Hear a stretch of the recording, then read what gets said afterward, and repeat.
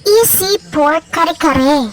Hindi lang po mukhang kare-kare yan, pero kare-kare po yan. Meron kasi kami peanut butter na hindi maubos-ubos kasi medyo maalat-alat siya. Meron din ako natirang bagoong steak sauce na pwedeng pampalapot. Wala kasi akong cornstarch. First time ko lang magluto ng kare-kare kasi hindi naman ito nare-request ng asawa ko. Since meron ako mga ingredients dito na ayokong masayang at pwedeng pang kare-kare, gagawin ko na rin para masubukan ko na rin. Pinakuluan ko muna ang baboy na may sibuyas at bawang at ngayon ay parinito ko naman ng talong. Madalas talaga nagluluto ako bigla ng isang recipe, lalo na kapag suwak yung mga natira kong ingredients sa bahay na ayokong masayang. Kahit hindi kompleto, nag-iisip talaga ako at nag-eksperimento ng ibang alternatives para hindi masayang yung mga ingredients. Pagkatapos kong pakuluan ng baboy, ay prinito ko naman para mas crispy siya at nilaga ko na ang sitaw. Nagisa na rin ako ng sibuyas, bawang at inilagay ko ang peanut butter at pork broth. Nilagyan ko na rin ng asukal at paminta, pati na rin ang steak sauce na natira ko. Ang steak sauce ay gawa lang sa Tasty Boy breading mix. Ayoko kasi masayang yung steak sauce, pampalapot din yan. At nang tinikman ko na ay nagulat ako sa lasa. Lasang kare-kare naman. Di man kasing sarap ng luto ng nanay ko at ng iba, pero at least natutunan ko.